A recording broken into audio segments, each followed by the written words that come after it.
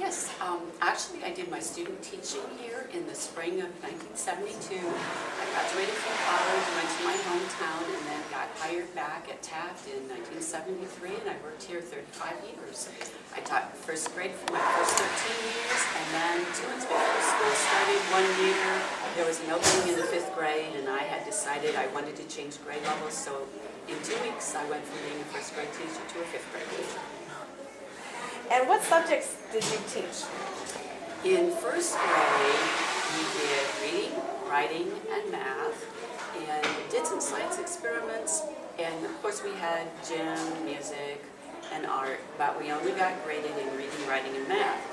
And then when I moved up to 5th grade, we started out and did reading, English, spelling, which eventually became language arts, and then social studies, science, math, and art, music, and phys ed, and eventually we had grades in all those subjects. Okay. Now, did they have special teachers for the art, music, and gym, or did you teach those also? We had special teachers for the art, music, and gym, thankfully, because those aren't my areas of expertise. Homework. What was homework like for kids that you taught? In first grade, we had a program for a while that we did homework every night, and it was taking home a worksheet, and the whole idea was to have mom or dad or grandma or whoever was there, or even a babysitter, go through the homework page with the student so the parent knew what was going on and the teacher knew what was going on. And then as I got to the upper grades, homework was generally things that didn't get finished during the school day. Rarely was there anything that was homework just for the sake of being homework. Okay. What was your day like as far as what time of the day did school start and how did it end? I mean, what time did it end and how many recesses did they have? That kind of thing. The students were allowed in the building at 8 o'clock. Eventually, early on, nobody was allowed in the building except the bus students in the gym until 8:15 when the first bell rang. And then eventually the gym was open for all students from 8 o'clock on till 8:15, and then 8:25 was the final bell, and we got rolling at that time. And then let's see, at one time we got out at 3 o'clock, and then we got out at 3:15. There was some changing, I think, of some hours because of bus schedules. Okay. And recess, what was recess like for the kids? Okay, Did it change over the years that you taught also? I mean, did the recess activities change? Did it look different? What kind of activities did they do? Yes, when I first started here, we didn't have the new addition at Taft, and we didn't have all the playground equipment that we have now. At that time, we had teeter-totters and a merry-go-round and a jungle gym, and it seems like there was one other thing we had out. You have a swing set, maybe? That's it, swing Okay. set, thank you. Mm-hmm. And it's been a long time since I taught first grade. And the kids would play kickball, they would play softball, they would play freeze tag, regular tag, hopscotch.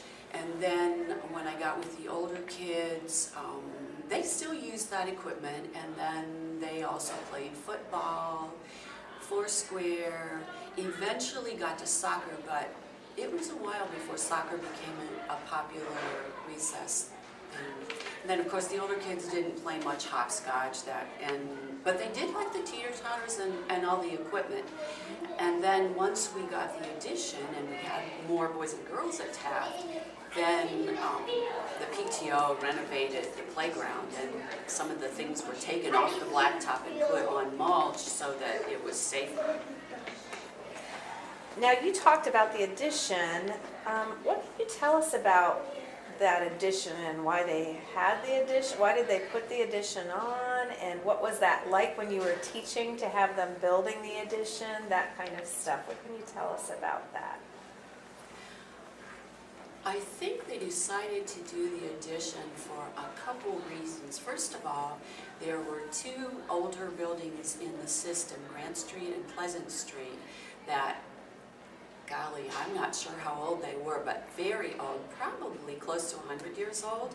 And there was only one grade level, one class of each grade level in the building. And eventually, I think it was even only K through 4. And then the 5th and 6th graders from those schools would go to Edison and to Taft. So that made the 5th and 6th grades a little bit bigger. But they talked about renovating the buildings and decided that because they were small and it was going to cost a lot of money, it might be more cost effective to just add on to Edison and Taft, which at the time were the newest elementary schools.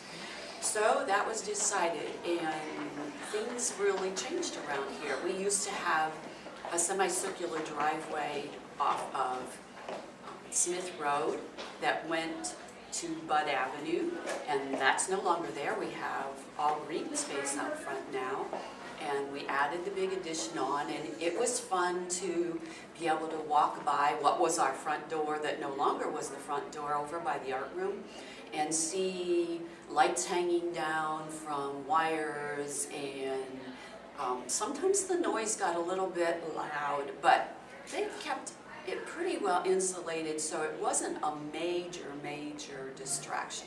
Some of the classes that are facing that addition, you can imagine courtyard, where the courtyard is. Some of those classes, there were some times when they just moved out to another space in the building because it was, excuse me, really loud. Yeah. But it was pretty exciting. How did kids get to school?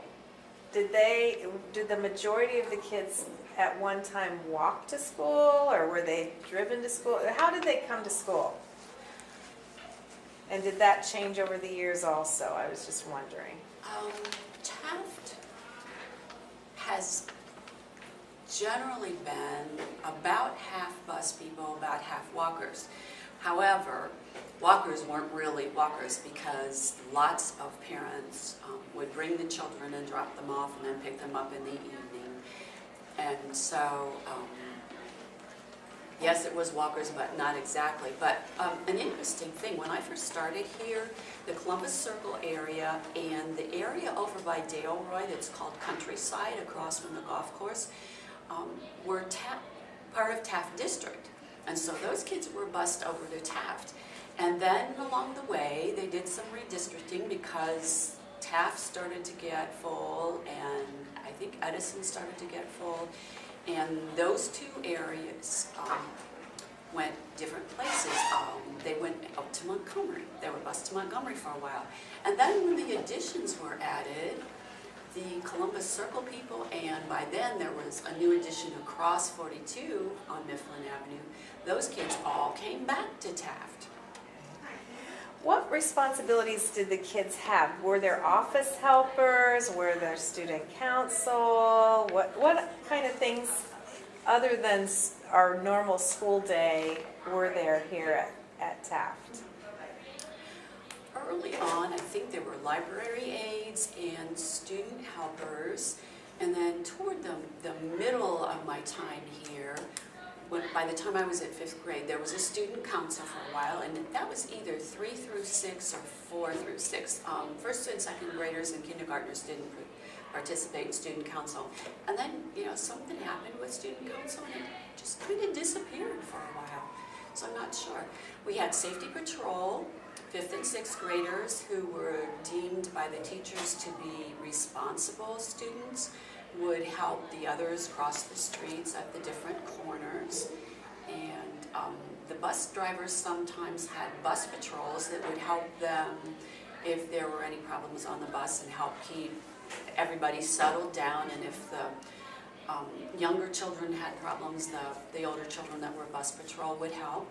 There were also, once we got the new addition and our new sign out front, a couple of 6th graders that would help Mrs. Green, the secretary, with the sign. And she would decide what would be on the sign, and they would gather up the letters and go put them out on the sign and change the sign for her, so she didn't have to go out in the bad weather. Okay. And what grades were here when you were here at Taft? What grades? K through 6, K we're through here 6, all the time, okay. but as I understand it, before I was here, it went up to 8th grade. Oh. And I think that might have been before the high school was built, when the middle school was the high school. Okay. How many students were in a class? What's the average number of students that were in your class? When I first started out with my first graders, I might have anywhere from 25 to 35 students in the classroom. And then I think it had to do with the teachers' contracts that they said, you know what, we can't manage with this many, especially little ones in class, and so the numbers started to go down. I don't think I ever had any fewer than 25 in first grade, but by the time I got to 5th grade, usually 25 to 28, I think maybe 27 became the high number my last few years. Okay. And when you were teaching first grade, did they all sit in desks, or were they sitting in tables together, or what kind of how was the room structured? Every student had his or her own desk, and we had a reading table that different groups would come up to. And when I first started first grade, we were doing something here that was different from many of the other schools. We had 3 first grade classes, and we would divide those children into reading groups according to how far along they were in reading. And each teacher would have 2 reading groups, and we would mix up the students so that they would be able to be with students that were more like in where they were in the learning reading process. And we did the same thing with math, although with math we only did 3 groups. We just kind of shifted the children around. And we did that in 1st and 2nd grade. I don't believe the 3rd graders did that, but that only lasted a few years. And then we went back to classrooms where you didn't move from teacher to teacher. You had the same teacher all day long, except for music, art, and gym. Okay. And then do you have any other memories you want to share? As a matter of fact, from the time that I was here for my student teaching until the time that I left, there were 10 different principals. And the first one that I met was Mr. Hudson, who his daughter is Jane White, that some people might know, and Mrs. White taught here at Taft, but not at the same time that her father was here. And then my last year, which was 2008, Mr. Keller came, or my last 2 years, and I think Mr. Keller's still here. So he's probably been here as long or longer than any of the principals I had. Well, thank you so much. Is there anything else you want to share with us before we stop? A couple of things that we used to do that we don't do now, and a lot of it has to do with time, because we didn't have state testing when I first started out teaching, and it has, even since I've been retired, it's become much more rigorous, and there's less time for other kinds of things. But one of the things we did was we would have programs for PTO meetings, and they would be sometimes pretty elaborate, where we would have costumes and songs and speaking parts, and we would have maybe 6 or 7 PTO meetings a year. And for 3 of those, the 1st and 2nd graders would do a program, the 3rd and 4th graders, and the 5th and 6th graders. And we'd switch different times of year so everybody didn't get the Christmas program. And then the kindergartners would have a separate program for their grandparents and parents and friends, because we were afraid the kindergartners might be a little bit scared with all those people out in the crowd. And the other thing I remember that well, 2 things.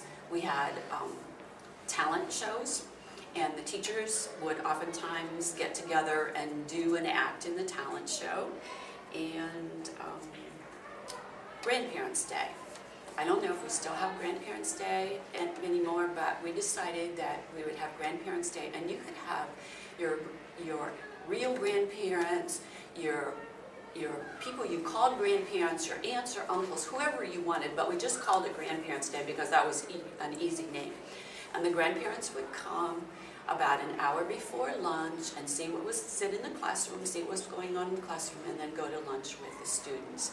And that was really a fun thing. But once Taft got as big as it was with the addition, we kind of I think we phased out Grandparents' Day before I was gone because there wasn't room in the cafeteria anymore.